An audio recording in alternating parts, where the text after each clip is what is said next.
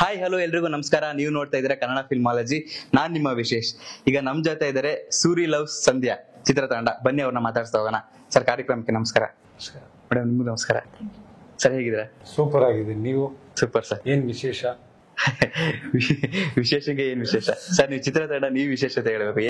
ವಿಶೇಷ ಅವ್ರ ಹೆಸರು ವಿಶೇಷ ಅಲ್ಲ, ಅದಕ್ಕೆ ಕೇಳಿದವರು.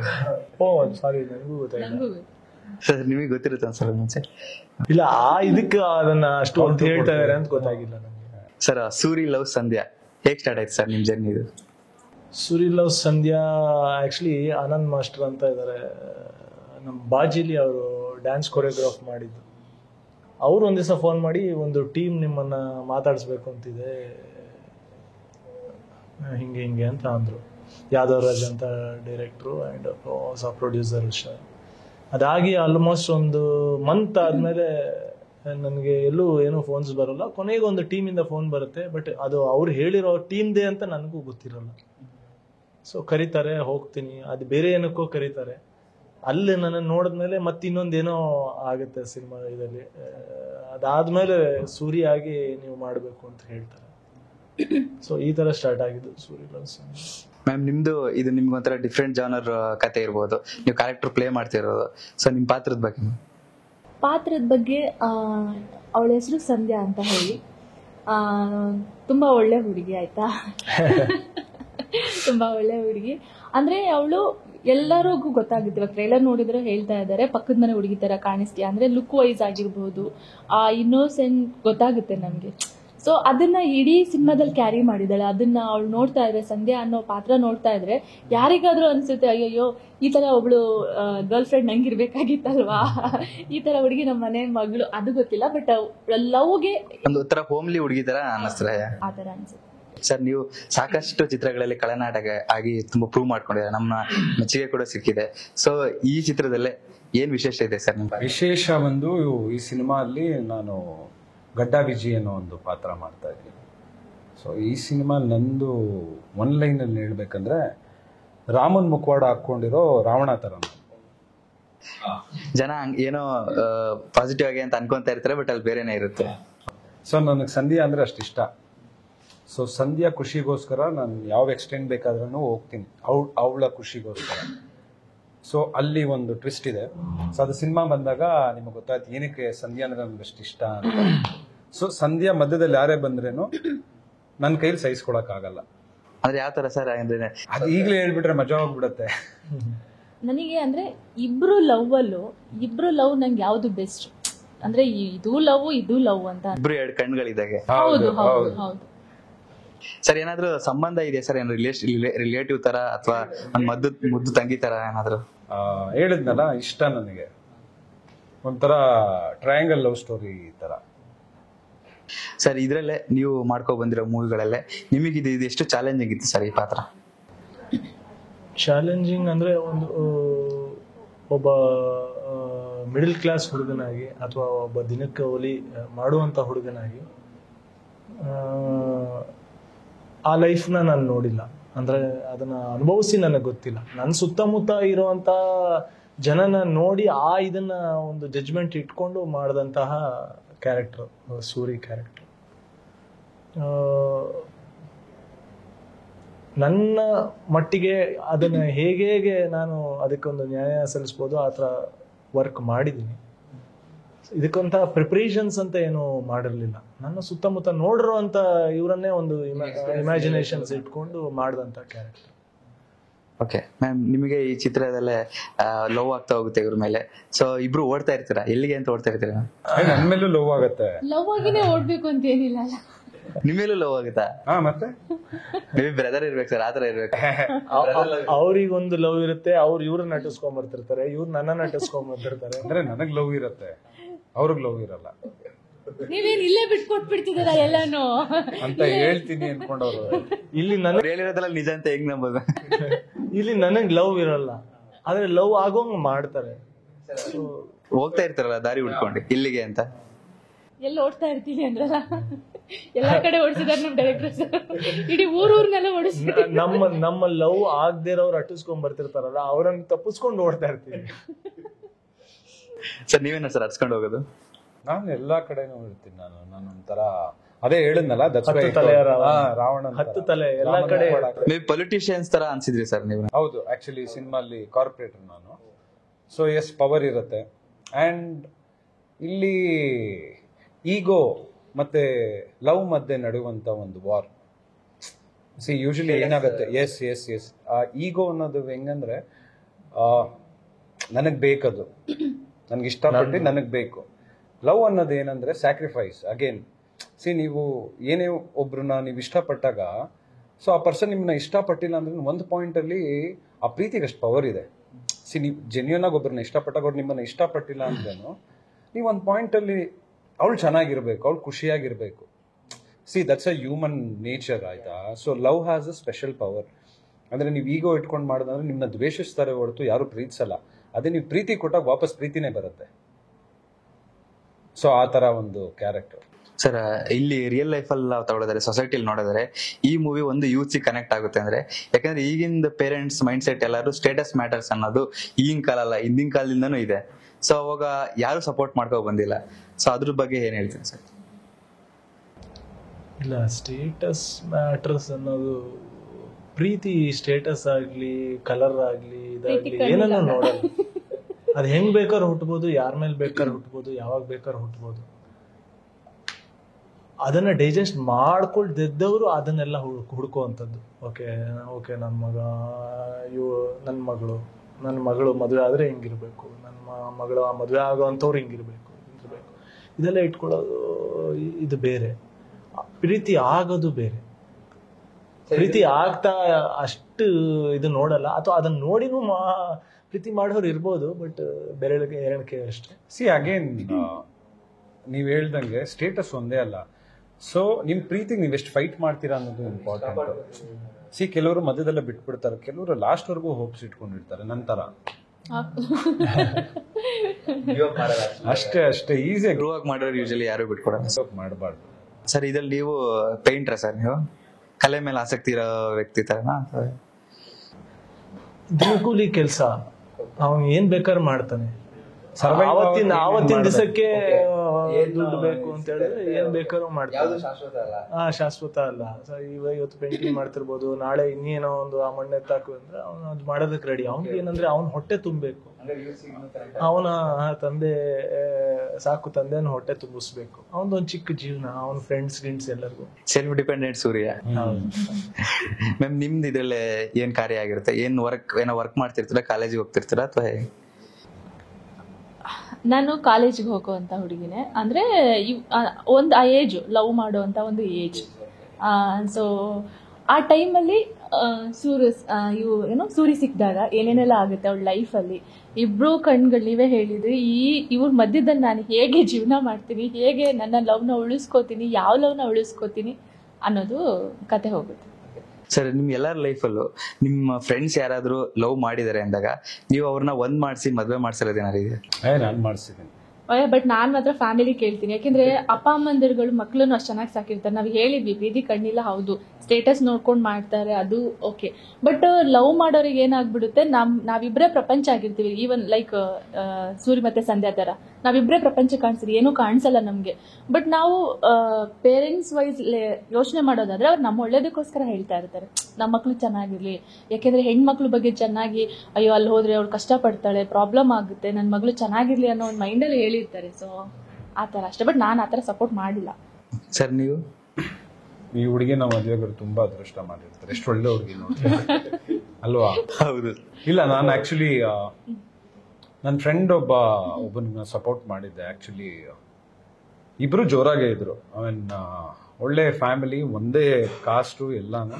ಬಟ್ ಏನೋ ಒಂದು ಮನಸ್ತಾಪ ಇತ್ತು. ಸೊ ಹಂಗಾಗಿ ನಾವು ಈ ಅಲೈಪಾಯದ ಸಿನಿಮಾ ಬಂತಲ್ಲ, ಆ ಥರ ರಿಜಿಸ್ಟರ್ ಆಫೀಸ್ ಕರ್ಕೊಂಡು ಹೋಗಿ ಮದುವೆ ಮಾಡಿಸಿ ಅವನೊಂದು ಆಲ್ಮೋಸ್ಟ್ 2-3 months ಇಬ್ರು ಮದುವೆಯಾಗಿ ಅವ್ರವ್ರ ಮನೇಲೇ ಇದ್ರು. ದೆನ್ ಗೊತ್ತಾಯ್ತು ಮನೆಯಲ್ಲಿ, and everything vent fine. ಲಕಿಲಿ cinema story ಥರ ಫೈಟಿಂಗ್ ಗೀಟಿಂಗ್ ಎಲ್ಲ ಆಗಿಲ್ಲ. ನಮಗ್ ಭಯ ಆಯ್ತು, ಅಯ್ಯೋ ಜೋಶಲ್ಲಿ ಮಾಡಿದ್ರೆ ನೆಕ್ಸ್ಟ್ ನಮಗೆ ಎಲ್ಲಿ ಒದೇ ಬೀಳತ್ತೋ ಅಂತ. ಬಟ್ ಧೈರ್ಯ ಏನಿತ್ತಂದ್ರೆ ಫ್ಯಾಮಿಲಿ ಅವರೇನೆ. ಎಲ್ಲ ಒಂದ್ ಕಡೆ ಮನಸ್ತಾಪ ಆಗಿ 2 ಫ್ಯಾಮಿಲಿಗೆ ಸ್ವಲ್ಪ ಒಂದು ಈಗೋ ಅಗೇನ್ ಇದಾಗಿತ್ತು. ಒಂದು ಪಾಯಿಂಟ್ ಅಲ್ಲಿ ರಿಯಲೈಸ್ಡ್. ನೀವು ರಿಯಲ್ ಲೈಫಲ್ಲಿ ಸ್ವಲ್ಪ ಎಕ್ಸ್ಪೀರಿಯನ್ಸ್ ಮಾಡಿದಿರಾ? ಸರ್ ಕೆಳಗೆ Suri love Sandhya tagline god is devil minded ಅಂತ, ಏನ್ ಸರ್ ಅದರ ಅರ್ಥ? ಗಾಡ್ ಇಸ್ ಡೆವಿಲ್ ಮೈಂಡೆಡ್ ಅಂದ್ರೆ ಭಕ್ತಿಲಿ ನೀವು ದೇವ್ರನ್ನ ಬೈತೀರಾ, ನೀವು ಅನ್ಕೊಂಡಿದ್ದೆ ಆಗ್ಲಿಲ್ಲ, ಇದಾಗ್ಲಿಲ್ಲ, ದೇವ್ರೆ ನೀನಂದ್ರೆ ಅಷ್ಟು ಯಾರು ಇಲ್ಲ, ನಾನು ನಿಮ್ಗೆ ಇಷ್ಟೆಲ್ಲ ಇದ್ ಮಾಡ್ದೆ, ನಿಮ್ಗೆ ಇಷ್ಟೆಲ್ಲ ಪೂಜೆ ಮಾಡ್ದೆ, ನೀನ್ ನನಗೆ ಏನ್ ಮಾಡ್ದೆ ಕೊನೆಗೆ ಅನ್ನೋ ಆ ಒಂದು ಮೀನಿಂಗ್ ಅಲ್ಲಿ ಕೊಟ್ಟಿರುವಂತ ಒಂದು ಪಂಚ್ ಲೈನ್ ಅಂತ. ಇರಬಹುದೇನೋ, ಎಲ್ಲ ಡೈರೆಕ್ಟರ್ ಮೇಲೆ ನಿಂತಿದ್ದೀನಿ. ಬಟ್ ಡೈರೆಕ್ಟರ್ ಕೇಳಿದ್ರೆ ಅವರು ಪ್ರೊಡ್ಯೂಸರ್ ಅವರ ಗುರುಜಿ ಬಾಯಲ್ಲಿ ಹೇಳ್ತಾರೆ, ಆ ಗುರುಜಿನ ಹೋಗಿ ನಾವು ಇದುವರೆಗೆ ಕೇಳಿಲ್ಲ. ಬಟ್ ಆ ಕಾನ್ಸೆಪ್ಟ್ ಅವ್ರು ಆ ಥಾಟ್ ಅನ್ನು ಇಟ್ಕೊಂಡು ಹೇಳಿದ್ದಾರೆ ಅಂತ ಒಂದು ಐಡಿಯಾ. ಅಂಡ್ ನಮ್ಮ ಕತೆ ನೋಡಿದಾಗ ಓಕೆ, ಆ ಕತೆಗೆ ಎಸ್ ಯಾರು ತುಂಬಾ ದೇವ್ರ ಬಗ್ಗೆ ಇದು ಮಾಡ್ಬೇಕಾದಾಗ ದೇವರನ್ನ ತುಂಬಾ ಏಕವಚನದಲ್ಲಿ ಮಾತಾಡಿಸ್ತಿರ್ತಾರೆ, ಇದೆಲ್ಲ ಮಾಡ್ತಿರ್ತಾರೆ. ಸೊ ಆ ಇದ್ರಲ್ಲಿ ಏನ್ ದೇವ್ರೆ ನಾನು ಇಷ್ಟೆಲ್ಲ ಮಾಡಿದೆ, ನೀನ್ ನನ್ಗೆ ಹಿಂಗ್ ಮಾಡಿದ್ಯಲ್ಲ ಅಂತ ಕೇಳೋದು ಸಹಜ ಅಲ್ಲ. ಆ ಇದರಲ್ಲಿ ಲೈನ್ ಕೊಟ್ಟಿದ್ದಾರೆ. ಮೇ ಬಿ ಡೆವಿಲ್ ಮೈಂಡೆಡ್ ಇವ್ರಿಗೆ ಸೂಟ್ ಆಗುತ್ತೆ ಈ ಕಥೆಲೆ. ಇಲ್ಲ, ಅವರು ಡೆವಿಲ್ ಮೈಂಡೆಡ್ ಅಂತಲ್ಲ, ಅದೇ ಹೇಳಿದ್ದು. ರಾವಣ ಅಷ್ಟು ದೊಡ್ಡ ಶಿವಭಕ್ತ, ಅವನು ಒಂದ್ರ ಮೇಲೆ ಪ್ರೀತಿ ಇಟ್ಟಾಗ ಅಷ್ಟು ಇದಾಗೆ ಅದೇ ಬೇಕು ಅಂತ ಅವ್ನು ಇದು ಮಾಡ್ತಾ ಇರ್ತಾನೆ, ಅಷ್ಟೇ ಬಿಟ್ರೆ ಏನು ಕೆಟ್ಟ ಇಂಟೆನ್ಷನ್ ಇರಲ್ಲ. ಅವ್ರ ಬಗ್ಗೆನೂ ಒಳ್ಳೇದು ತೋರಿಸಿದಾರೆ ಸರ್, ಸೀತನ ಯಾವತ್ತು ಕೆಟ್ಟ ದೃಷ್ಟಿಲಿ ಮಾಡಿಲ್ಲ. ಆತರ ಒಂದು ಕ್ಯಾರೆಕ್ಟರ್ ಬಿಟ್ರೆ ನನ್ನ ಲವ್ ಸ್ಟೋರಿಲಿ ಕಬಾಬ್ ಮಾಡಿ ಇರ್ಬೋದು, ಬಟ್ ಕ್ಯಾರೆಕ್ಟರ್ ವೈಸ್ ಆತರ ಅಲ್ಲ. ಕ್ಯಾರೆಕ್ಟರ್ ವೈಸ್ ಅವನ್ ರೀತಿಲಿ ಅವ್ನ್ ಪ್ರೀತಿ ಮಾಡ್ತಾ ಇದ್ದಾನೆ. ಆಮೇಲೆ ದೇವ್ರು ಅಷ್ಟೇ, ದೇವ್ರು ತುಂಬಾ ಬುದ್ಧಿವಂತರು. ಎಲ್ಲಾನು ಸಾಫ್ಟ್ ಆಗೋರೆ ಲೈಫಲ್ಲಿ ಮಜಾ ಇರಲ್ಲ ಅಂದ್ಬಿಟ್ಟು ದೇವ್ರು ಅವಾಗ ಒಂದು ಆಫ್ ಬಿಟ್ಟಿರ್ತಾರೆ. ಸೊ ಹಂಗೆ. ಸೊ ಇವಾಗ ಇಮ್ಯಾಜಿನ್ ಮಾಡಿ ನಿಮ್ ಲೈಫಲ್ಲಿ ಎಲ್ಲ ಚೆನ್ನಾಗಿ ನಡೀತಿದೆ, ಬೋರ್ ಆಗ್ಬಿಡಲ್ವಾ ನೀವು ಒಂದು ಪಾಯಿಂಟ್ ಅಲ್ಲಿ? ಏನಿದು ಲೈಫು ಒಂಥರ ಎಕ್ಸೈಟ್ಮೆಂಟ್ ಇಲ್ಲ, ಬರ್ಬೇಕು ಅವಾಗ ಪ್ರಾಬ್ಲಮ್ ಬರ್ಬೇಕು. ಸೊ ಅದು ಬಂದಾಗನೇ ಮನುಷ್ಯರು ನಾವು ನಮಗ್ ಗೊತ್ತಾಗದು ಸರಿ ಏನು ತಪ್ಪೇನು ಅಂತ ಗೊತ್ತಾಗದೆ ಅವಾಗ. ಎಲ್ಲ ಚೆನ್ನಾಗಿ ಹೋಗ್ತಿದ್ರೆ ಲೈಫು ಬೋರ್ ಆಗಕ್ ಶುರು, ತಿತ್ಕೊಳ್ಳೋಕೆ ಏನಿಲ್ಲ, ನಾವೇ ಕರೆಕ್ಟ್ ಅನ್ಸ್ಬಿಡುತ್ತೆ ಎಲ್ಲ. ಇವನ್ ನಾವು ಕಾಶಿನಾಥ್ ಸರ್ ಮೂವಿಗಳೆಲ್ಲ ಅದನ್ನೆಲ್ಲ ಚೆನ್ನಾಗಿ ಅಬ್ಸರ್ವ್ ಮಾಡ್ಬೋದು. ಯಾಕಂದ್ರೆ ಅವ್ರು ಹೇಳಿರೋ ಮೂವಿಗಳ ಪ್ರತಿಯೊಂದು ಮೂವಿಗಳಲ್ಲಿ ಆತರ ಅರ್ಥ ಇರುತ್ತೆ. ಒಬ್ಬರ ಜೀವನದಲ್ಲಿ ಅಥವಾ ಒಂದು ಇದರಲ್ಲಿ ನಡೆಯುವಂತ ಒಂದಿಷ್ಟು ಮೇನ್ ಪಾಯಿಂಟ್ಸ್ ಗಳನ್ನ ಇಟ್ಕೊಂಡು ಕಾಮಿಡಿಯಾಗಿ ಹೇಳ್ತಾ ಇದ್ರು ಅಷ್ಟೇ. ಸೊ ನೀವು ಸಿನಿಮಾ ಎಲ್ಲ ನೋಡಿದ್ಮೇಲೆ ಓ ಹೌದಲ್ಲ, ಈ ಸೀರಿಯಸ್ ಇದನ್ನ ಇಟ್ಕೊಂಡು ಇವ್ರು ಇಷ್ಟು ಕಾಮಿಡಿಯಾಗಿ ಹೇಳಿದ್ರಲ್ಲ ಅಂತ ಅನ್ಸೋಂಗೆ ಮಾಡ್ತಾ ಇದ್ರು. ಸೊ ತುಂಬಾ ಸೀರಿಯಸ್ ಆಗಿ ಆ ಪಾಯಿಂಟ್ ಅನ್ನು ಇಟ್ಕೊಂಡು ಹೇಳ್ಬಿಡಿದಿದ್ರೆ ಅವ್ರು ಕಾಶಿನಾಥ್ ಆಗ್ತಿರ್ಲಿಲ್ಲ. ಯಾಕಂದ್ರೆ ತುಂಬಾ ಸೀರಿಯಸ್ ಆಗಿ ಏನೋ ಒಂದು ಹೇಳಿದಾಗ ಜನ ನೋಡೋದು ಕಮ್ಮಿ. ಅದು ಅವ್ರಿಗೆ ಚೆನ್ನಾಗಿ ಗೊತ್ತಿತ್ತು. ಇಲ್ಲ, ನಾನು ಹಿಂಗೆ ಹೇಳಿದ್ರೆ ಆಗಲ್ಲ, ಅದನ್ನ ಜನಕ್ಕೆ ಎಂಟರ್ಟೈನ್ ಆಗೋ ತರ ಹೇಳ್ಬೇಕು ಅಂತ ಅವ್ರು ಮಾಡ್ಕೊಂಡಂತ ಪ್ಯಾಟ್ರನ್, ಅವ್ರ ಸ್ಟೈಲ್ ಆಫ್ ಫಿಲ್ಮೋಗ್ರಫಿ. ಸರ್ ಮೊನ್ನೆ ಉಪೇಂದ್ರ ಸರ್ ಪ್ರೆಸ್ ಮೀಟಿಗೆ ಬಂದಾಗ ನೀನೇ ಆಗೋ ಡೈರೆಕ್ಷನ್ ಮಾಡ್ತೀಯ ಅಂತ ಕೇಳಿದ್ರು. ಸುಮಾರು ಜನ ಕೇಳ್ತಾರೆ, ಉಪೇಂದ್ರ ಸರ್ ಕೇಳಿದ್ರು. ಅಂದ್ರೆ ಎಲ್ಲ ಅಪ್ಪನ ಮೇಲಿನ ಎಕ್ಸ್ಪೆಕ್ಟೇಷನ್ಸ್ ಅಷ್ಟೇ. ಅಷ್ಟು ದೊಡ್ಡ ಡೈರೆಕ್ಟರ್ ಅವ್ರ ಮಗ, ಇವನು ಡೈರೆಕ್ಷನ್ ಮಾಡ್ಬೋದೇನೋ ಇದ್ರ ಮೇಲೆ ಕೇಳ್ತಾರೆ. ಬಟ್ ನನಗೆ ಸದ್ಯಕ್ಕೆ ಒಳಗಡೆ ಇಲ್ಲ. ಸರ್ ಆಸ್ ಅ ಆಡಿಯನ್ಸ್ ಆಗಿ ಕೇಳೋದಾದ್ರೆ, ನೀವು ಒಂದು ಡೈರೆಕ್ಷನ್, ಒಂದು ಸ್ಕ್ರಿಪ್ಟ್ ಬಗ್ಗೆ ನಿಮಗೆ ಗೊತ್ತಿರೋ ಈಗ ಮಾಹಿತಿ ಯಾವ ತರ, ನಿಮ್ ವಿಷನ್ ಹೇಗಿದೆ ಸರ್? ಈಗ ಹೇಗೆ ಜಡ್ಜ್ ಮಾಡ್ತೀರಾ ಒಂದು ಸ್ಕ್ರಿಪ್ಟ್ ನ ನೀವು? ಇಲ್ಲ ನನ್ಗೆ ಅದೇ ಇದೇ ಇಲ್ಲ. ನನಗೆ ಒಬ್ಬ ಡೈರೆಕ್ಟರ್ನ ಆಸ್ ಎ ಆರ್ಟಿಸ್ಟ್ ಅರ್ಥ ಮಾಡ್ಕೊಳ್ಳೋಕೆ ಐ ಹ್ಯಾವ್ ದಟ್ ಕಾನ್ಫಿಡೆನ್ಸ್ ಇಲ್ಲ. ನಾನು ಯಾವ ತರ ಡೈರೆಕ್ಟರ್ ನನ್ನ ಹತ್ರ ಒಂದು ಸಬ್ಜೆಕ್ಟ್ ತೊಗೊಂಡು ಬಂದ್ರು, ಅವ್ರು ಏನು ಅದನ್ನ ಅನ್ಕೊಂಡ ಸ್ಕ್ರಿಪ್ಟ್ ಮಾಡ್ತಾ ಇದಾರೆ ಅದ್ರ ಹತ್ರ ನಾನು ಹೋಗ್ತೀನಿ, ಇಲ್ಲ ಅದನ್ನ ಬ್ರೇಕ್ ಮಾಡ್ತೀನಿ ಅನ್ನೋ ಒಂದು ಕಾನ್ಫಿಡೆನ್ಸ್ ಇದೆ. ಅದೇ ನಾನು ಡೈರೆಕ್ಟ್ ಮಾಡಬೇಕು ಅಂದಾಗ ನನ್ಗೆ ಆ ಕಾನ್ಫಿಡೆನ್ಸ್ ಇಲ್ಲ. ಅಂದ್ರೆ ನನ್ಗಿನ್ನೂ ಒಳಗೆ ಬಂದಿಲ್ಲ. ಯಾಕಂದ್ರೆ ಅಭಿನಯ ತರಂಗದಲ್ಲಿ ನಾನು ಡಿಪ್ಲೊಮಾ 1 year ಕೋರ್ಸ್ ಮಾಡಿದ್ದೀನಿ. ಫೈನಲಿ PRP ಅಂತ ಮಾಡ್ತಾರೆ. PRP ಅಂದ್ರೆ ಪ್ರಾಯೋಗಿಕ ರಂಗ ಪ್ರಸಂಗ. ಅಂದ್ರೆ ಡೈರೆಕ್ಷನ್ ಇಂದ ಹಿಡಿದು, ಆಕ್ಟಿಂಗ್ ಇಂದ ಹಿಡಿದು, ಲೈಟಿಂಗು, ಮೇಕಪ್ ಎಲ್ಲ ಹುಡುಗರೇ ಮಾಡ್ಬೇಕು. ಅವ್ರವರೇ ತಂಡಗಳನ್ನು ಕಟ್ಕೊಂಡು ಮಾಡ್ಬೇಕು. ಇದರಲ್ಲಿ ಡೈರೆಕ್ಷನ್ ಎಲ್ಲರೂ ಮಾಡ್ಲೇಬೇಕು, ಆಕ್ಟಿಂಗು ಎಲ್ಲರೂ ಮಾಡ್ಲೇಬೇಕು, ಟೆಕ್ನಿಕ್ ಎಲ್ಲ ಅವ್ರವ್ರ ಫ್ರೆಂಡ್ಸ್ ಇದಲ್ಲಿ ಒಂದು ನಾಟಕ ಮಾಡ್ಲೇಬೇಕು. ಅದಕ್ಕೆ ನೀವು ಎಲ್ಲದೂ ಮಾಡ್ಲೇಬೇಕು. ಅಲ್ಲೇ ನಾನು ಫಸ್ಟ್ ಡೈರೆಕ್ಷನ್ ಅಂತ ಮಾಡಿದ್ರೆ ಇದುವರೆಗೆ ಅಲ್ಲೇ ತಿಳ್ಕೊಂಡಿದ್ದು. ಇಲ್ಲ ನನ್ಗೆ ಇದ್ರಲ್ಲಿ ಇನ್ನೂ ಏನೋ ಬೇಕು, ಅದಿಲ್ಲ ಅಂತ. ಆಕ್ಚುಲಿ ಒಂದು ಕಾನ್ಸೆಪ್ಟ್ ಕೊಡ್ತಾರೆ, ದ್ವಂದ್ವ ಅಂತ. ದ್ವಂದ್ವ ಒಂದು ವರ್ಡ್ ಅನ್ನು ಇಟ್ಕೊಂಡು, ಇವಾಗ ಒಂದು 10 ಜನ ಇದ್ರೆ 10 ಜನ ಬೇರೆ ಬೇರೆ ತರ ನಾಟಕಗಳು ಮಾಡಬೇಕು. ಆ ಅರ್ಥ ಬರುವಂತ ಒಂದು ಕತೆನ ಹೇಳ್ಕೊಂಡು. ನಾನು ಆಕ್ಚುಲಿ ಅಭಿನಯ ತರಂಗಕ್ಕೆ ಕಾಶಿನಾಥ್ ಮಗ ಅಂತ ಹೋಗಿರ್ಲಿಲ್ಲ, ಒಬ್ಬ ಹುಡುಗ ಅನ್ನೋ ತರ ಹೋಗಿದ್ದೆ. ನನಗೆ ಎಲ್ಲ ಹೇಳಿದ್ಮೇಲೆ ಆವತ್ತಿನವರೆಗೂ ಗೌರಿ ಮೇಡಮ್ಗಾಗಲಿ ಎಸ್ ಮೂರ್ತಿಯವ್ರಿಗಾಗಲಿ ನಾನು ಕಾಶಿನಾಥ್ ಮಗ ಅಂತ ಗೊತ್ತಿಲ್ಲ. ಆ ಕಾನ್ಸೆಪ್ಟೇ ನನಗೆ ಇದಾಯಿತು. ಏನು ಮಾಡಲಿ ಅಂದ್ರೆ ಓಕೆ ಇದನ್ನೇ ನಾನು ಮಾಡಿದ್ರೆ ಹೆಂಗೆ, ಓಕೆ ಕಲಿ ಅಂತ ನಾಟಕಕ್ಕೆ ಹೆಸರಿಟ್ಟೆ. ಕಲಿ ಅಂದರೆ ಒಂದು ವಿಷಯನ ಕಲಿಯೋದಾಗಿರ್ಬೋದು ಅಥವಾ ಕಲಿಗಾಲ. ಈ ಕಲಿಗಾಲದಲ್ಲಿ ಸುಳ್ಳು ಹೇಳಬೇಕಾ ನಿಜ ಹೇಳಬೇಕಾ ಅನ್ನೋದು ಗೊತ್ತಿಲ್ಲ. ನಾನು ಅಲ್ಲಿ ಹೋಗಿದ್ದು ಅಂದರೆ ಇಂಥವ್ರ ಮಗ ಅಂತ ಹೇಳದೇ ಇರೋದ್ರ ರೀಸನ್ ಬೇರೆ. ಅಂದರೆ ನನಗೆ ಇಂಥವ್ರ ಮಗ ಅಂತ ಫ್ರೆಂಡ್ ಆಗೋದು ಬೇಕಾಗಿರಲಿಲ್ಲ, ಇಂಥವ್ರ ಮಗ ಅಂತ ಅಲ್ಲಿ ನನಗೆ ಟೀಚರ್ಸ್ ಟ್ರೀಟ್ ಮಾಡೋದು ಬೇಕಿರಲಿಲ್ಲ. ಒಬ್ಬ ನಾರ್ಮಲ್ ಹುಡುಗನ ಥರ ನಾನು ಕಲಿಬೇಕಾಗಿತ್ತು. ಯಾಕಂದರೆ ನನ್ನ ತಪ್ಪುಗಳು ನನಗೆ ಆವಾಗಲೇ ಗೊತ್ತಾಗೋದು. ನಾನು ಏನು ಮಾಡ್ತೀನಿ ಅಥವಾ ನಿಜವಾಗ್ಲೂ ಅಭಿಮನ್ಯು ಫ್ರೆಂಡ್ ಆಗ್ತಾರ, ಅಭಿಮನ್ಯು ಕಾಶಿನಾಥಿಗೆ ಫ್ರೆಂಡ್ ಆಗ್ತಾರ. ಇವಾಗ ಕಾಶಿನಾಥ್ ಮಗ ಅಂತ ಗೊತ್ತಿದ್ದವರಾದ್ರೆ ನಾನು ಮಾಡಿದಾಗ ಬಿಡುಗರು ಅವನು ಕಾಶಿನಾಥ್ ಮಗ, ಅವ್ನಿಗೆಲ್ಲ ಗೊತ್ತಿರುತ್ತೆ, ಏನಕ್ಕೆ ಸುಮ್ಮನೆ ತಪ್ಪ ಸರಿಯಾಗಿ ಮಾಡಿಲ್ಲ ಅಂತ ಹೇಳ್ಬಿಡ್ಬೋದು. ಅದು ಗೊತ್ತಿಲ್ಲದಾಗಲೋ ಮಗ ತಪ್ಪು ಮಾಡ್ದೆ ಕಣೋ, ಅದು ಹಂಗಲ್ಲ ಕಣೋ, ಹಿಂಗೆ ಮಾಡಿದ್ರು ಬೆಟರ್ ಆಗಿರೋದು ಅಂತ ಹೇಳಿದಾಗ ನಮಗೆ ಗೊತ್ತಾಗೋದು ನಮ್ಮ ತಪ್ಪುಗಳು. ಸೊ ಇದನ್ನ ಇಟ್ಕೊಂಡು ಕಲಿ ಅಂತ ಒಂದು ನಾಟಕ ಮಾಡಿ ಅಲ್ಲಿ ಒಂದು ಫ್ರೆಂಡ್ಸ್ ಒಂದು ರೂಮಲ್ಲಿರುವಂಥ ಒಂದು 3 ಜನ ಫ್ರೆಂಡ್ಸ್, ಅದ್ರಲ್ಲಿ ಒಬ್ಬ 3 ಜನನು 3 ಇಂಟರ್ವ್ಯೂಸ್ಗೆ ಹೋಗ್ತಾರೆ. ಅಂದರೆ ಇವನು ಒಂದು ಇಂಟರ್ವ್ಯೂಗೆ ಹೋಗ್ಬಿಟ್ಟು ಬರೀ ನಿಜ ಹೇಳ್ತಾನೆ. ಅದು ಅಲ್ಲಿ ಇಂಟರ್ವ್ಯೂವರ್ಗೆ ಅದು ಬೇಕಿರಲ್ಲ, ಅವನಿಗೆ ಸುಳ್ಳು ಹೇಳೋ ಅಂತ ತುಂಬ ಏನಾರ ಮಸಾಲೆ ಮಾಡಿ ಹಾಕುವಂಥ ಒಬ್ಬ ಎಂಪ್ಲಾಯಿ ಬೇಕಿರುತ್ತೆ.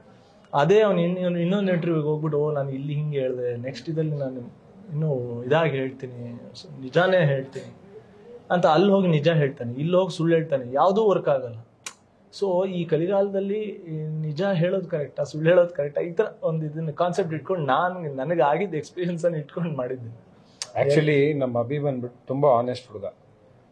ಈಗ ಅವ್ನಿಗಾಗತ್ತೆ ಅಂದ್ರೆ ಆಮೇಲೆ ಫಾಲ್ಸ್ ಕಮಿಟ್ಮೆಂಟ್ ಕೊಡಲ್ಲ. ಈಗ ನನಗದು ಬರುತ್ತೆ ಅಂದ್ರೆ ಬರುತ್ತೆ ಅಂತ, ಬರಲ್ಲ ಅಂದ್ರೆ ಓಕೆ ನನಗೆ ಗೊತ್ತಿಲ್ಲ ಅಟ್ಲೀಸ್ಟ್ ಟ್ರೈ ಮಾಡ್ತೀನಿ ಅಂತ. So at least is honest. ನಾನು ಅವನ್ನ ತುಂಬಾ ವಿ ನೋ ಫಾರ್ ಆಲ್ಮೋಸ್ಟ್ 20 ವರ್ಷ ಪರಿಚಯ ಇಬ್ರು. ಸೊ ನಾನು ಅಭಿನ ಏನು ನೋಡಿದ್ದೀನಿ ಈಗಲೂ ಹಾಗೆ ಇದ್ದಾನೆ, ಏನು ಚೇಂಜಸ್ ನನಗೆ ಕಾಣಿಸಿಲ್ಲ. ಸೊ ನಾವು ಅಷ್ಟೇ ಇವತ್ತು ಇವ್ರು ಕಾಶಿನಾಥ್ ಮಗ ಅನ್ನೋ ಥರನೂ ನಾವು ಯಾವತ್ತು ಆ ಥರ ಫೀಲೇ ಮಾಡಿಲ್ಲ ನಾವು.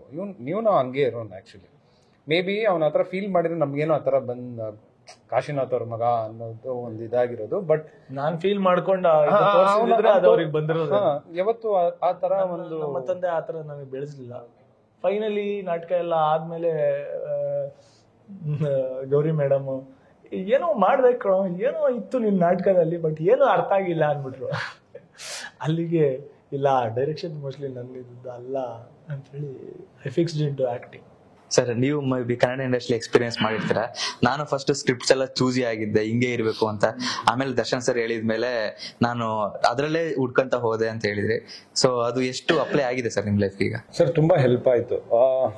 ಆಸ್ ಇನ್ ಏನಂದ್ರೆ ನನಗೆ ಸಿನಿಮಾ ಬ್ಯಾಕ್ ಗ್ರೌಂಡ್ ಯಾರು ಫ್ಯಾಮಿಲಿಯಲ್ಲಿ ಯಾರು ಇಲ್ಲ, ಅಥವಾ ಯಾರು ಮೆಂಟರ್ ಇರಲಿಲ್ಲ ನನ್ನ ಗೈಡ್ ಮಾಡೋದಕ್ಕೆ. ಕೆಲವೊಂದು ಅದು ತುಂಬಾ ಚೆನ್ನಾಗಿ ಒಂದು ಎಕ್ಸಾಂಪಲ್ ಕೊಟ್ಟರು. ಬೆಂಕಿಪಟ್ಟಣ ಆದ್ಮೇಲೆ ನಾನು 3 ವರ್ಷ ಯಾವುದು ಸಿನಿಮಾ ಮಾಡಿಲ್ಲ. ಅಂದ್ರೆ ನನಗೆ ಅದೇ ತರ ಬರ್ತಾ ಇತ್ತು ಆದ್ರೂ ಮಾಡಿಲ್ಲ. ಸೊ ನನ್ನ ಮೆಚುರಿಟಿ ಲೆವೆಲ್ ಹೆಂಗಿತ್ತಂದ್ರೆ ಅದಕ್ಕೆ ಬ್ರ್ಯಾಂಡ್ ಆಗ್ಬಿಡ್ತೀನಿ ಅನ್ಕೊಂಡಿದ್ದೆ ನಾನು. ಸೊ ಆ 3 ವರ್ಷದಲ್ಲಿ ಏನಾಯ್ತು, ಸುಮಾರು ಜನ ಡೈರೆಕ್ಟರ್ಗಳು ಅಥವಾ ಆಡಿಯನ್ಸ್ಗಳು ಮರ್ತೋದ್ರು ನನ್ನ. ಲೈಕ್ ಒಳ್ಳೆ ಲಾಂಚ್ ತರ ಸಿಕ್ತು ನನಗೆ ಬೆಂಕಿಪಟ್ಟಣ. ಬಟ್ ಹೌದಲ್ವಾ, ನಾನು 3 ವರ್ಷ ಏನು ಇಷ್ಟು ರಿಲ್ಯಾಕ್ಸ್ ಆಗ್ಬಿಟ್ಟೆ. ಆಕ್ಚುಲಿ ಅವಾಗ ನೀವು ಸ್ವಲ್ಪ ಒಂದು ಜನ ನಿಮ್ಮನ್ನ ರೆಕಗ್ನೈಸ್ ಮಾಡ್ತಾರೋ ನೀವು ಕಾಣಿಸ್ಕೊಳ್ತಾ ಇರಬೇಕು. ನೀವು ಕಾಣಿಸ್ಕೊಂಡಿಲ್ಲ ಅಂದ್ರೆ ಜನ ಮರ್ತು ಬಿಡ್ತಾರೆ. ಅದು ದಟ್ಸ್ ವೆರಿ ಟ್ರೂ. ಸೊ ಒಬ್ಬ ಆರ್ಟಿಸ್ಟು ಒಂದು ಸೋಷಲೈಸ್ ಆಗಿರ್ಬೋದು ಅಥವಾ ಟೆಕ್ನಿಷಿಯನ್ಸ್ಗಳನ್ನ ರೆಗ್ಯುಲರ್ ಆಗಿ ಮೀಟ್ ಮಾಡ್ತಾ ಇರ್ಬೇಕು. ಅವಾಗ ಅವ್ರು ಏನೋ ಒಂದು ಪಾತ್ರ ಮೈಂಡಲ್ಲಿ ಇಟ್ಕೊಂಡು ಬರೀತಾರೆ. ಹೌದು ಸಿಕ್ಕಿದ್ನಲ್ಲ, ಅವ್ನು ಸೂಟ್ ಆಗ್ತಾನಿಲ್ಲ, ಅಭಿ ಇಲ್ಲ ಅಪೂರ್ವ, ಬಿಕಾಸ್ ಇವರು ಡೈರೆಕ್ಷನ್ ಎಲ್ಲ ಮಾಡೋರೆ. ಸೊ ಇವ್ರಿಗೆ ಅದು ಚೆನ್ನಾಗಿ ಗೊತ್ತಿರುತ್ತೆ. ಸೊ ಇವಾಗ ಯಾರೋ ಒಬ್ರು ಇವಾಗ ನನ್ನ ನೋಡಿದಾಗ ನಿನ್ಗೆ ಪೊಲೀಸ್ ರೋಲ್ ಮಾಡಿಸ್ಬೋದು ಇವಾಗ ಈ ಗೆಟಪ್ ಅಲ್ಲಿ. ಸೊ ನೀನ್ ಇದಕ್ಕೂ ಸೂಟ್ ಆಗ್ತೀಯಾ ಏನೋ ಒಂದು. ಸೊ ನಾವು ಆರ್ಟಿಸ್ಟ್ಗಳು ಕಾಣಿಸ್ಕೊಳ್ತಾ ಇರಬೇಕು. ನಾವ್ ಯಾವಾಗ ಕಾಣಿಸ್ಕೊಳ್ಳಲ್ಲ, ಮರ್ತು ಬಿಡ್ತಾರೆ ನಮ್ಮ. ಯಾಕಂದ್ರೆ ಎಲ್ರಿಗೂ ಶಾರ್ಟ್ ಮೆಮರಿ. ಐ ಮೀನ್ ಹೇಳೋದು out off site is out of mind ಅಂತಾರಲ್ಲ. ಸೊ ಅದು ದಟ್ಸ್ ವೆರಿ ಟ್ರೂ. ಅದಾದ್ಮೇಲೆ ಲಕ್ಕಿಲಿ ಬಂತು, ಒಂದು ಸಿನಿಮಾಗಳು ಬಂತು, ಯಾವುದು ಬಿಟ್ಟಿಲ್ಲ ಸರ್. ಸೊ ಅಗೇನ್ ನನ್ನ ಅದೃಷ್ಟ ಏನೋ ಒಳ್ಳೊಳ್ಳೆ ಪಾತ್ರಗಳು ಬಂತ ಆಮೇಲೆ. So as of now it's going good. Ma'am, ನೀವು ಆಸ್ ಆಕ್ಟ್ರೆಸ್ ಆಗಿ ಬೇರೆ ನಿಮ್ಮ ಫಾಲೋ ಮಾಡ್ತಿರೋ ಆಕ್ಟರ್ಸ್ಗೆ ಅಥವಾ ಯೂತ್ಸ್ ಈಗ ಬರ್ತಾ ಇರೋ ಸಿನಿಮಾ ಇಂಡಸ್ಟ್ರಿಗೆ ಸೋಷಿಯಲ್ ಮೀಡಿಯಾನಲ್ಲಿ ಎಷ್ಟು ಆಕ್ಟಿವ್ ಇರಬೇಕು ಅನ್ನೋದು ಇಂಪಾರ್ಟೆಂಟ್ ಇದೆ ಸಿನಿಮಾ ಇಂಡಸ್ಟ್ರಿಗೆ ಬರೋಕ್ಕೆ? ಅದೇ ಅವಶ್ಯಕತೆ ಇದೆಯಾ ಅದಿಲ್ಲ ಅಂದ್ರೂ ಆಗುತ್ತಾ? ಬಟ್ ಇವಾಗ ಇದೆ ಅನ್ಸುತ್ತೆ ನನಗನ್ಸೋ ಪ್ರಕಾರ, ಯಾಕೆಂದ್ರೆ ಸೋಷಿಯಲ್ ಮೀಡಿಯಾನು ಹಾಗೆ ಹೋಗ್ತಾ ಇದೆ. ನಾವು ಇವಾಗ ಅವಾಗಿನ ತರ ಇರ್ತೀವಿ ಅಂದ್ರೆ ಆಗಲ್ಲ. ಬಟ್ ಅವಾಗ ಆಗಿತ್ತು, ಒಂದು ಟೈಮಲ್ಲಿ ಹೀರೋಯಿನ್ ಅಂದ್ರೆ ಹೀಗೆ ಇರಬೇಕು ಅಂತ ಇತ್ತು. ಟಿಕ್ ಟಾಕ್ ಮಾಡೋದು ಅದಕ್ಕಿಂತ ಹಿಂದೆ ಅವೆಲ್ಲ ಇರ್ಲಿಲ್ಲ, ಅದಕ್ಕೆ ಯಾರು ಅಡಿಕ್ಟ್ ಆಗಿರ್ಲಿಲ್ಲ. ಬಟ್ ಇವಾಗ ಹೆಂಗ್ ಅಡಿಕ್ಟ್ ಆಗ್ಬಿಟ್ಟಿದ್ದಾರೆ ಅಂದ್ರೆ ನಿಮಗೆ ಸಿನಿಮಾ ಯಾರು ನೋಡೋಣ, 2 minutes ಏನೋ ರೀಲ್ಸ್ ಬರ್ತಿದೆ ಅಂದ್ರೆ ಇಲ್ಲೇ ನಿಮಗೆ ಎಂಟರ್ಟೈನ್ಮೆಂಟ್ ಸಿಗುತ್ತೆ ಅಂತ ಇಲ್ಲಿ ಸ್ಕ್ರೋಲ್ ಮಾಡ್ತಾರೆ. ಸೊ ಸ್ವಲ್ಪ ಜನಕ್ಕೆ ಯೂಸ್ ಆಗುತ್ತೆ. ಅಂದ್ರೆ ಇವಾಗ ಬರ್ತೀನಿ ಅನ್ನೋರ್ಗೆ ನಿಮಗೆ ಎಲ್ಲೆಲ್ಲೋ ಹೋಗಿ ಅಪ್ರೋಚ್ ಮಾಡೋ ಬದಲು ನಿಮ್ಮ ಟ್ಯಾಲೆಂಟ್ನ ಇಲ್ಲಿ ತೋರಿಸ್ಬೋದು, ಒಳ್ಳೆ ರೀತಿಲಿ ತೋರಿಸ್ಬೋದು. ಯಾಕೆಂದ್ರೆ ರೀಲ್ಸ್ಗಳು ಬರೀ ನಿಮಗೆ ಶೋ ಆಫ್ ತೋರಿಸೋ ಬದಲು ಆಕ್ಟಿಂಗ್, ಕೆಲವು ಜನ ನೋಡ್ತಿದೀವಿ ನಾವು ಆಕ್ಟಿಂಗ್ನೇ ಮಾಡ್ತಾರೆ ಅಲ್ಲಿ, ಅದೆಲ್ಲ ಚೆನ್ನಾಗಿ ರೀಚ್ ಆಗುತ್ತೆ. ಅವ್ರ ಆಕ್ಟಿಂಗ್ ಸ್ಕಿಲ್ಸ್ ಅಲ್ಲೇ ತೋರಿಸ್ಬೋದು. ಅಲ್ಲಿಂದ ಕೆಲವು ಜನಕ್ಕೆ ಸೀರಿಯಲ್ ಚಾನ್ಸ್ ಸಿಕ್ಕಿದೆ, ಮೂವೀಸ್ ಚಾನ್ಸ್ ಎಲ್ಲ ಸಿಗ್ತಾ ಇದೆ. ಸೊ ಇದು ಒಳ್ಳೆ ಪ್ಲಾಟ್ಫಾರ್ಮ್ ಆಗುತ್ತೆ, ಒಳ್ಳೆ ರೀತಿಯಲ್ಲಿ ಯೂಸ್ ಮಾಡ್ಕೊಂಡ್ರೆ ಆಗುತ್ತೆ. ಹೌದು ಸರ್, ನೀವು ಆಕ್ಟಿವ್ ಇದ್ರೆ ಸರ್ ಸೋಷಿಯಲ್ ಮೀಡಿಯಾದಲ್ಲೇ? ಮಜಾ, ಇನ್ನೊಂದು ಮಜಾ ಹೇಳ್ತೀನಿ. ನನ್ಗೆ ಅಭಿ ನಾನು ಹೇಳಿದ್ನಲ್ಲ 20 ವರ್ಷ ಪರಿಚಯ ಅಂತ. ಲಾಸ್ಟ್ 5 years 6 years ಬ್ಯಾಕ್ ಅವನು ಫೋನ್ ಅಲ್ಲ ನನಗ್ ಗೊತ್ತಿಲ್ಲ ಆದ್ಮೇಲೆ ನಾವೆಲ್ಲ ಕಾಲೇಜ್ ಬುಕ್ಸ್ ಅವನು ಒಂದೆರಡು ಬಾಜಿ ಆದ್ಮೇಲೆ ಏನ್ ನಿನ್ ಫೋನ್ ಯೂಸ್ ಮಾಡ್ತಿರ್ಲಿಲ್ಲ ಅನ್ಸುತ್ತೆ. ನಾನು ಅಭಿ ನಿನ್ ಫೋನ್ ನಂಬರ್ ಕೊಡು ಅಂದ್ರೆ ಲ್ಯಾಂಡ್ ಲೈನ್ ಮಾಡು, ನನ್ ಫೋನ್ ಯೂಸ್ ಮಾಡೋಣ. ಯಾರು ನೀನು, ಇವಾಗ ಇಂಥ ಹುಡುಗರಿದ್ದಾರ? ನಾನು ಅದೇ ಖುಷಿ ನನಗೆ ಅವನಲ್ಲಿ. ಈಸ್ ಆನೆಸ್ಟ್, ಏನಕ್ಕೆ ಅವಶ್ಯಕತೆ ಇಲ್ಲ. ಕೆಲವೊಂದು ನಾವು ಕಾಲದ ಪ್ರಕಾರ ಚೇಂಜ್ ಆಗಬೇಕು. ಹಿ ರಿಯಲೈಸ್ಡ್, ಓಕೆ ಇವಾಗ ನೀಡ್ ಇದೆ, ಇವಾಗ ಓಡಾಡ್ತಾ ಇರ್ತೀರಿ ಆ್ಯಂಡ್ ಅಗೇನ್ ಸೋಷಿಯಲ್ ಮೀಡಿಯಲ್ಲಿ ಅಪ್ಲೋಡ್ ಮಾಡಬೇಕು ನಮ್ಮ ಸಿನಿಮಾದು ಕಂಟೆಂಟ್ ಏನನ್ನ ಬಂದಾಗ. So he realised. ಕೆಲವೊಂದು ಬೇರೆಯವ್ರು ಹೇಳಿ ಅದು ನಮ್ಗೆ ಅರ್ಥ ಆಗಲ್ಲ, ಅದು ಸೆಲ್ಫ್ ರಿಯಲೈಸೇಷನ್ ಅಂತಾರಲ್ಲ. So is very simple and very straight guy. I mean clarity ಇರೋ ಅಂತ ಒಂದು ಹುಡುಗ. ಸರಿ, ಹೆಂಗೆ ಅಂದ್ರೆ ಏನ್ ಗೊತ್ತಿದೆ ಅದನ್ನ ಗೊತ್ತಿದೆ ಅಂತಾರೆ, ಗೊತ್ತಿಲ್ದಿದ್ ಗೊತ್ತಿಲ್ಲ ಅಂತ. ಎಲ್ಲಿಗೆ ಪಯಣ ಬಿಫೋರ್ ನಾನು ಫೇಸ್ಬುಕ್ ಮತ್ತೆ ಇನ್ಸ್ಟಾಗ್ರಾಮ್ಗೆ ಬಂದಿದ್ದು, ಅದು ನಾನು ಹೇಳಿದ್ದು ಸ್ವಲ್ಪ ಹಾಕಿ ಅಂದ್ರೆ ಎಲ್ಲ ಕಂಟೆಂಟ್ ಇರೋದನ್ನ ಹಾಕಿ ಸ್ವಲ್ಪ. ಈಗ್ಲೂ ನನಗೆ ಅದರಲ್ಲಿ ಫುಲ್ ಆಪ್ಷನ್ಸ್ ಗೊತ್ತಿಲ್ಲ.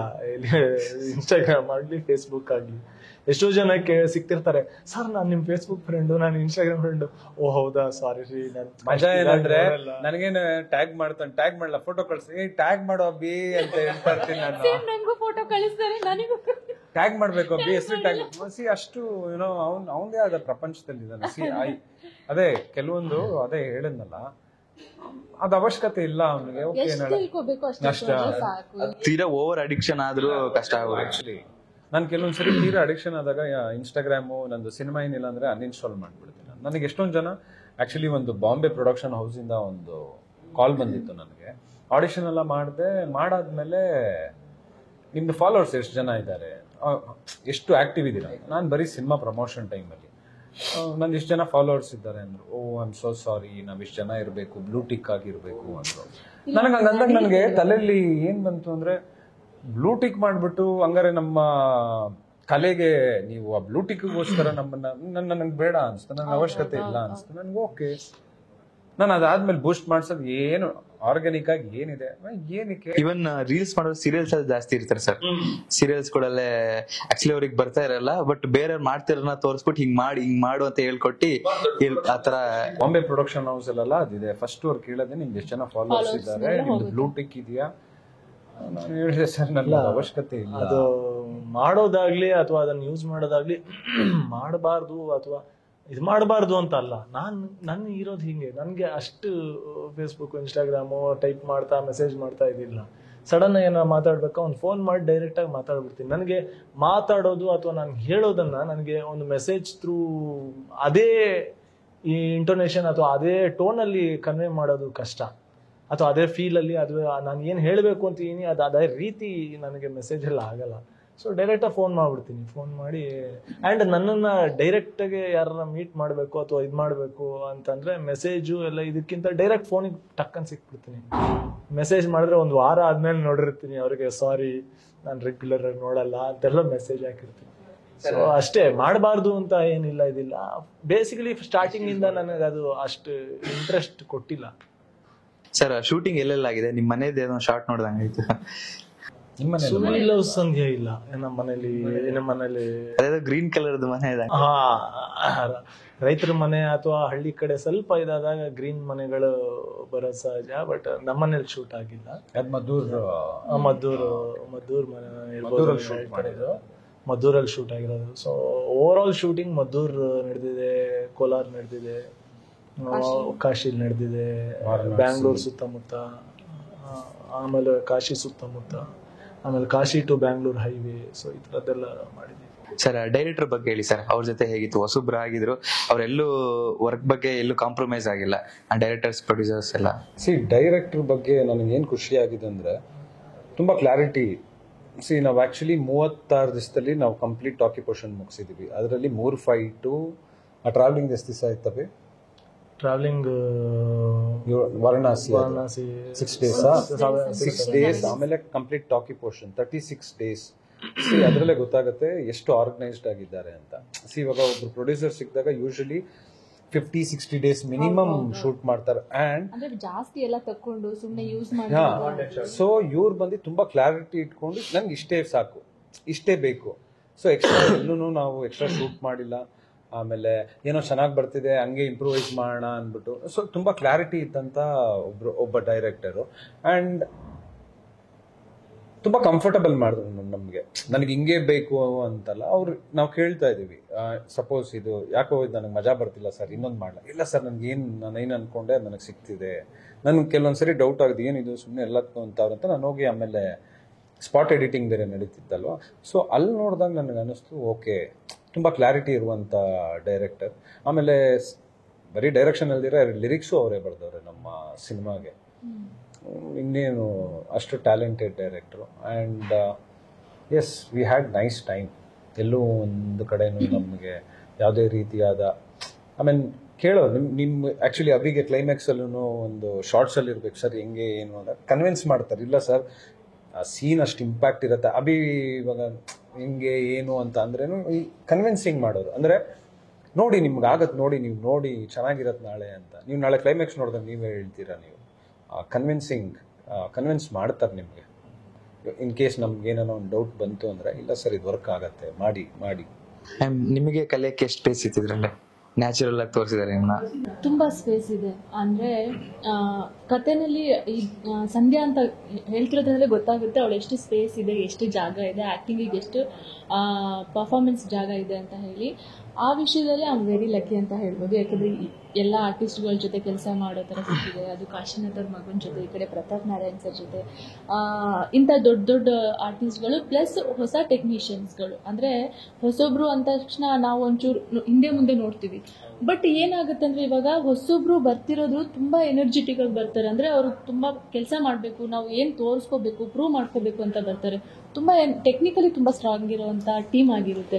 ಸೊ ಇವ್ರ ಜೊತೆ ಎಲ್ಲ ಕೆಲಸ ಮಾಡಬೇಕು ಅಂದರೆ ತುಂಬ ಆಸೆ ಇರುತ್ತೆ. ಆಮೇಲೆ ಮೊದಲೇ ಹೇಳಿರ್ತಾರೆ ಹಿಂಗಿದೆ ಮೇಡಮ್ ಪಾತ್ರ ಅಂದಾಗ ನಾನು ಫಸ್ಟಿಗೆ ಯೋಚನೆ ಮಾಡಿದೆ ಆ್ಯಕ್ಚುಲಿ, ಹಿಂಗೋ ಏನೋ ಜನಗಳು ಹೇಗೆ ತಗೋತಾರೋ, ಆಮೇಲೆ ಅದು ನನ್ನ ಕೈಲಿ ಆಗುತ್ತಾ, ಬಿಕಾಸ್ ನನಗೆ ಇಷ್ಟು ದಿನ ಮಾಡಿಲ್ಲ ಈ ಥರ, ಈ ದಿನ ಜನಗಳು ಹೇಗೆ ತಗೋತಾರೋ ಏನೋ ಒಂದು ಮೈಂಡಲ್ಲಿ ಕೊರಿತಾನೆ ಇತ್ತು ನನಗೆ. ಇವತ್ತಿಗೂ ಕೊರಿತಾ ಇದೆ. ಅದು ಥಿಯೇಟರ್ಗೆ ಬಂದಮೇಲೆ ಜನಗಳು ಹೇಗೆ ತಗೋತಾರೆ ಅನ್ನೋದ್ರ ಮೇಲೆ ಡಿಪೆಂಡ್ ಆಗುತ್ತೆ. ಬಟ್ ಚೆನ್ನಾಗಿ ಹೋಗುತ್ತೆ ಅನ್ನೋ ನಂಬಿಕೆ ಇದೆ. ನೋಡೋಣ ಹೇಗಾಗುತ್ತೆ ಅಂತ. ಬಟ್ ಚೆನ್ನಾಗಿದೆ, ಸ್ಪೇಸ್ ಅಂತೂ ಚೆನ್ನಾಗಿದೆ. ನಾನು ಪ್ರೂವ್ ಮಾಡ್ಕೊಳ್ಳೋದಕ್ಕೆ ಒಂದು ಸೂರಿಲ ಆಕ್ಚುಲಿ ಅವ್ರಿಗೋಸ್ಕರನೇ ಸಿನಿಮಾ ಮಾಡಿರೋದು. ಸಂಧ್ಯಾಗೋಸ್ಕರನೇ ಸಿನಿಮಾ. ಸ್ಟೋರಿನೂ ನಡೆಯೋದು. ಫೈನಲ್ ಆಗಿ ಇದೇ ಮಾರ್ಚ್ ರಿಲೀಸ್ ಆಗ್ತದೆ ನಿಮ್ಮ ಸಿನಿಮಾ. ನಿಮ್ನ ಹಳೆ ಮೂವಿಗಳಲ್ಲಿ ನೋಡದೇ ಇರೋ ಥರ ಯಾವ ಥರ ಜನ ರಿಸೀವ್ ಮಾಡ್ತಾರೆ ನಿಮ್ಮ? ಇದರಲ್ಲಿ ನಾನು ಎಲ್ಲರಿಗೂ ನಿಮ್ಮ ಪಕ್ಕದ ಮನೆ ಹುಡುಗಿ ಥರ ಕಾಣಿಸ್ತೀನಿ. ಇದೇ ಮಾರ್ಚ್ 6ನೇ ತಾರೀಕು ನಾವು ಥಿಯೇಟರ್ಗೆ ಬರ್ತಾ ಇದ್ದೀವಿ. ಸೊ ಇವರು ಸೂರಿಯಾಗಿ ಕಾಡ್ತಾರೆ, ಆಮೇಲೆ ಗಡ್ಡ ವಿಜಯಾಗಿ ಕಾಡ್ತಾರೆ. ಸೊ ಎಲ್ಲರನ್ನೂ ನೋಡೋದಕ್ಕೆ ನಾವು ಅಲ್ಲದೆ ಬೇರೆ ಪಾತ್ರಗಳು ಎಲ್ಲರನ್ನೂ ಹಾಂಟ್ ಮಾಡುತ್ತೆ ಸಿನಿಮಾ. ತುಂಬ ಚೆನ್ನಾಗಿ ಮನೆಗೆ ಹೋದರೂ ಕೂಡ ನೀವು ಸೂರಿ ಮತ್ತು ಸಂಧ್ಯಾನ ಮಿಸ್ ಮಾಡ್ಕೋತಾ ಇರ್ತೀರಾ. ಅಯ್ಯೋ ಹೀಗಾಯ್ತಾ ಅಂತ ಯೋಚನೆ ಮಾಡ್ತಾ ಇರ್ತೀರಾ. ಆ ಥರ ಕಾಡುವಂಥ ಸಿನಿಮಾ. ಉಪೇಂದ್ರ ಸರ್ಗೆ ಇಷ್ಟ ಆಗಿ ನಮ್ಮನ್ನೆಲ್ಲರನ್ನೂ ಹೊಗಳಿದ್ದಾರೆ ಅನ್ನೋದು ನನಗೆ ತುಂಬ ಪ್ರೌಡ್ ಫೀಲ್ ಇದೆ. ಬಟ್ ಇಂಥ ಸಿನಿಮಾನ ನಾವು ಜನಗಳಿಗೆ ತಲುಪಿಸ್ಬೇಕು. ಸೊ ಅದಕ್ಕೆ ಇದು ಥಿಯೇಟರಿಗೆ ಬರ್ತಿದೆ. ಸೊ ಎಲ್ಲರೂ ಕೂಡ ಈ ಸಿನಿಮಾಗೆ ಸ್ವಲ್ಪ ಅಪ್ರೋಚ್ ಕೊಟ್ಟು ಸ್ವಲ್ಪ ಪುಷ್ ಮಾಡಿದ್ರೆ ನಮ್ಗೆ ತುಂಬ ಒಳ್ಳೇದಾಗುತ್ತೆ. ಈ ಸಿನಿಮಾ ಜನಗಳಿಗೆ ರೀಚ್ ಆಗಬೇಕು. ಸೊ ಎಲ್ಲರೂ ಮಾರ್ಚ್ 6ನೇ ತಾರೀಕು ಥಿಯೇಟರ್ಗೆ ಹೋಗಿ ಸಿನಿಮಾ ನೋಡಿ. ಇವ್ರು ಹೇಳ್ದಂಗೆ ಈಗ ನಾವು ಆಸ್ ಅನ್ ಆರ್ಟಿಸ್ಟ್ ಮತ್ತು ನಮ್ಮ ಟೀಮ್ ನಮ್ಮ ಕೆಲಸ ಮುಗಿಸಿದ್ದೀವಿ. ಇನ್ನೇನಿದ್ರು ಪ್ರೇಕ್ಷಕ ಪ್ರಭುಗಳು ಹಾಗೆ ನೀವು ಎಸ್ಪೆಷಲಿ ಮೀಡಿಯಾ ಅವರು, ನೀವು ನಮ್ಮ ಸಿನಿಮಾನ ಅವ್ರ ಮನೆಗೆ ತಲುಪಿಸೋದಂದರೆ ನೀವು. So first of all I would like to thank you guys. ಜನಕ್ಕೆ ಏನಾನ ತಲುಪತ್ತಂದ್ರೆ ಅದು ನಿಮ್ಮ ಮುಖಾಂತರ. ಸೊ ನೀವು ನಮ್ಮ ಸಿನಿಮಾ ಸೂರಿ ಲವ್ ಸಂಧ್ಯಾನ ಎಷ್ಟು ಮಟ್ಟದಲ್ಲಾಗುತ್ತೋ ಅಷ್ಟು ನೀವು ನಮ್ಮ ಸಿನಿಮಾನ ಪ್ರಮೋಟ್ ಮಾಡಿ. ಯಾಕಂದರೆ ಒಂದು ಒಳ್ಳೆ ಸಿನಿಮಾ ಬಂದಾಗ ಒಂದಷ್ಟು ಜನ ನಿಂತ್ಕೊಂಡು ಸಪೋರ್ಟ್ ಮಾಡಿದಾಗನೇ ಆ ಸಿನಿಮಾ ನಿಂತ್ಕೊಳ್ಳೋದು. ಆಮೇಲೆ ಇವಾಗ ಎಲ್ಲರೂ OTTಗೆಲ್ಲ ಅಡಿಕ್ಟ್ ಆಗಿಬಿಟ್ಟವ್ರೆ. ಸೊ ಥಿಯೇಟ್ರಿಗೆ ಯಾರೂ ಬರ್ತಿಲ್ಲ. ಇದು ಥಿಯೇಟ್ರಲ್ಲಿ ನೋಡುವಂಥ ಒಂದು ಸಿನಿಮಾ. ಸೊ ಒಂದು ಐ ಆಮ್ ಶೋರ್ ಸಿನಿಮಾ ಮುಗ್ದು ಆಚೆ ಬರುವಾಗ ಒಂದು ಆ ನೋವು ಇರುತ್ತೆ ಅವ್ರಿಗೆ, ಛೇ ಹಿಂಗಾಗಬಾರ್ದಾಯ್ತು ಅನ್ನೋ ಒಂದು ಆ ನೋವಲ್ಲಿ ಬರ್ತಾರೆ. ಅದು ಗ್ಯಾರಂಟಿ ನಾನು ಕೊಡ್ತೀನಿ. ನಾನು ಕೊಡೋದಕ್ಕಿಂತ ಲೆಜೆಂಡ್ರಿ ನಮ್ಮ ಉಪೇಂದ್ರ ಸರ್ ಅವರೇ ಆಲ್ರೆಡಿ ಹೇಳ್ಬಿಟ್ಟಿದ್ದಾರೆ. ಅವ್ರು ಸ್ಟ್ರೆಸ್ ಮಾಡಿ ಹೇಳಿದ್ರು ಲಾಸ್ಟ್ 15 ಮಿನಿಟ್ಸ್ ಅಂತ. ಸೊ ಕಾಡುತ್ತೆ ಅದು. ಸೊ ಯಾವಾಗ ಅದು ಕಾಡುತ್ತೆ ಜನಕ್ಕೆ, ಅದು ರಿಜಿಸ್ಟರ್ ಆಗುತ್ತೆ.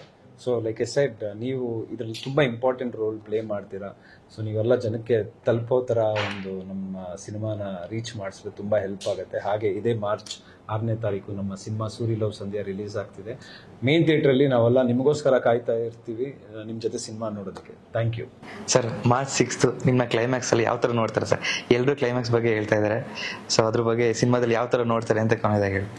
ಮಾರ್ಚ್ 6 ನಮ್ಮ ಸಿನಿಮಾ ರಿಲೀಸ್ ಆಗ್ತಿದೆ. ದಯವಿಟ್ಟು ಎಲ್ಲರೂ ಥಿಯೇಟ್ರಿಗೆ ಬಂದು ನಮ್ಮ ಸಿನಿಮಾನ ಥಿಯೇಟ್ರಲ್ಲಿ ನೋಡೋ ಮೂಲಕ ನಮ್ಮ ತಂಡನ ಸಹ ಪ್ರೋತ್ಸಾಹಿಸಿ. ಕ್ಲೈಮ್ಯಾಕ್ಸು ಡೈರೆಕ್ಟರ್ ಹೇಗೆ ಕಟ್ ಮಾಡಿರ್ತಾರೋ ಹಾಗೇ ಇರುತ್ತೆ. ನಾವೆಲ್ಲ ಮಾಡಿದೀವಿ ಹೌದು, ಬಟ್ ಫೈನಲಿ ಅವ್ರು ಏನು ಕಟ್ ಮಾಡಿರ್ತಾರೆ ಅದು ಸ್ಕ್ರೀನ್ ಮೇಲೆ ಇರುತ್ತೆ. ನಾವು ತುಂಬಾ ಕಾತುರದಿಂದ ಕಾಯ್ತಾ ಇದೀವಿ ಅದನ್ನ ನೋಡ್ಬೇಕು ಅಂತ. ಡಬ್ಬಿಂಗ್ ಟೈಮಲ್ಲಿ ನಾನು ಆ ರಫ್ ಕಟ್ ಅನ್ನು ಅದೇನು ಡಬ್ ಮಾಡ್ತಾರೆ ನೋಡಿದ್ವಿ ಅಷ್ಟೇ, ಬಿಟ್ರೆ ನಾವು ಇನ್ನೂ ಸಿನಿಮಾ ನೋಡಿಲ್ಲ. ಸೊ ಪ್ರತಾಪ್ ಅವ್ರು ಹೇಳ್ದಂಗೆ ಮಾರ್ಚ್ 6 ನಾವು ಥಿಯೇಟ್ರಲ್ಲಿ ಇರ್ತೀವಿ ನಿಮ್ ತರಾನೇ ಸಿನಿಮಾ ನೋಡೋದಕ್ಕೆ. ಸೊ ಎಲ್ಲ ಬನ್ನಿ, ಒಟ್ಟಿಗೆ ಕೂತು ಸಿನಿಮಾ ನೋಡೋಣ, ಎಂಜಾಯ್ ಮಾಡೋಣ ಅಂತ ಹೇಳ್ತೀನಿ. ಇಡೀ ಚಿತ್ರತಂಡಕ್ಕೆ ಆಲ್ ದಿ ಬೆಸ್ಟ್ ಸರ್. ಒಳ್ಳೇದಾಗಲಿ. Thank you so much. Thank you.